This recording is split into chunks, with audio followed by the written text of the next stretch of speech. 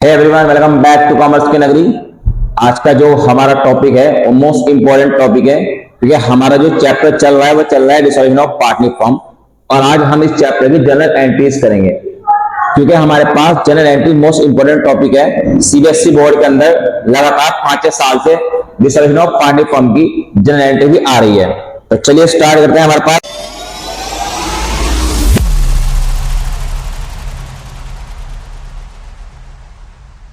Question है, question number 26। Question कहता है हमारे पास 3 पार्टनर है, जैन, शर्मा एंड वर्मा। इनका रेशियो है 1:1।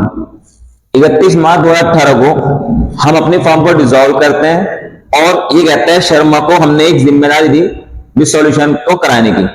मतलब जितना भी डिसॉल्यूशन का वर्क है वो सारा शर्मा देखेगा और उसे हमने रिम्यूनरेशन दिया 15,000 रुपए का। मतलब हमने उसे पेड करे 15,000 रुपए इस काम के लिए।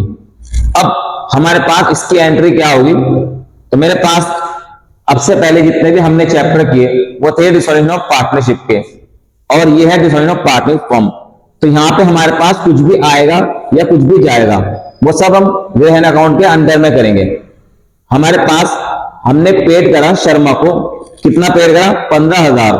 तो मेरे पास से पैसा चला गया, तो मैं एंट्री करूंगा। सबसे पहले realisation account debit to Sharma. हम यहाँ पे शर्मा कैपिटल अकाउंट भी लिख सकते हैं और खाली शर्मा भी लिख सकते हैं। ये मैंने आपको क्लास 11 के अंदर रूल बताए थे। अच्छा, एक इंपॉर्टेंट चीज है हमारे पास, सीबीएसई बोर्ड के अंदर बहुत ज्यादा टीचर ये परेशान करते हैं, अपने स्टूडेंट को समझाते हैं कि आप परफॉर्मर बनाएं। परफॉर्मर बनाना जरूरी है, लेकिन ये ध्यान में रख के चलना है कि आपको अगर आप परफॉर्मर बनाना भूल गए या अगर आपने जनरल एंट्री परफॉर्मर के अंदर नहीं करी तो आपके कोई मार्क्स नहीं कटेंगे। और अगर आपने नरेशन भी लिखना भूल गए तो आपके मार्क्स नहीं कटेंगे। देखो, मैं कहता हूं परफॉर्मर बनाना चाहिए और आपको इसकी नरेशन भी लिखनी चाहिए, लेकिन बाई चांस पेपर के अंदर इतना टाइम नहीं बचा और आपको जनरल एंट्री करनी है और आप परफॉर्मर बनाने के चक्कर में या नरेशन लिखने के चक्कर में अपना टाइम को वेस्ट करेंगे और क्वेश्चन ना कर पाए।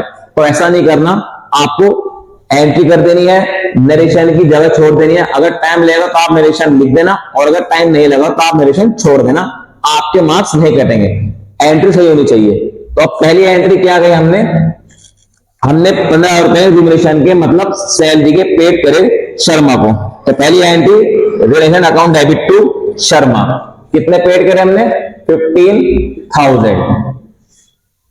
उसके बाद ये कहता है डिसॉल्यूशन का एक्सपेंस हुआ 5,000। जब हमारे पास किसी पार्टनर को हमने ये तय कर दिया कि वो सारा डिसॉल्यूशन का वर्क कराएगा और उसे तय करा 15,000 रुपए या कोई भी फिक्स अमाउंट पेड करने के लिए हमने उसे दे दिया, तो अब हमारे पास जो खर्चा होगा उसकी कोई एंट्री नहीं होगी। नेक्स्ट कहता है 2,84,000 हमने पेड करे अपने क्रेडिटर को full settlement of claim 3 lakh. 3 lakh के बदले मैंने 2,84,000 रुपए अपने क्रेडिटर को पेड करे, फिर मेरे पास से पैसा जाएगा तो मैं एंट्री करूंगा realisation account debit to bank account. यहां पे क्रेडिटर का नाम नहीं आएगा। कितने पेड करें?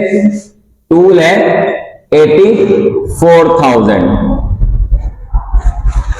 थर्ड एंट्री कहता है हमारे पास, अब ये कहता है रिजोल्यूशन का जो रिजल्ट आया वो लॉस आया 18,000। तो इस लॉस की एंट्री करेंगे। हमें पता है कि हम लॉस को डिस्ट्रीब्यूट करते हैं तो पार्टनर डेबिट में जाते हैं, सेम वही रूल रहेगा जो इससे पहले चैप्टर में था। तो एंट्री करेंगे Jain debit, Sharma debit, Verma debit to realisation account. Realisation account में डाल देंगे 18,000।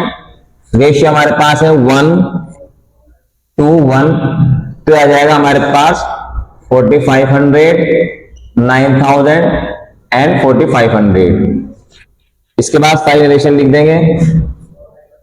Simple B amount paid, B amount paid, B loss distribute. आप डेफिनेशन में कुछ भी लिखिए, पर लिख दें, अगर नहीं समझ आ रहा है तो जो हमारे पास ट्रांजैक्शन है उसे ही लिख देंगे। तो इसके साथ ही हमारे क्वेश्चन कंप्लीट। आई होप ये क्वेश्चन आपको अच्छे से समझ में आ चुका होगा। इस क्वेश्चन रिगार्डिंग जितने भी कॉन्सेप्ट है सब अच्छे से समझ में आ चुके होंगे। अगर आपको वीडियो चलेगी तो आप वीडियो को लाइक करें एंड शेयर करें अपने सारे फ्रेंड को जो ढूंढ रहे हैं चैनल, एक ऐसा प्लेटफॉर्म जहां पे कंप्लीट सॉल्यूशन मिलता है अकाउंटेंसी का चैप्टर वाइज। मिलता है जल्दी वीडियो के अंदर न्यू कॉन्सेप्ट के साथ। Thanks for watching my video. Have a nice day.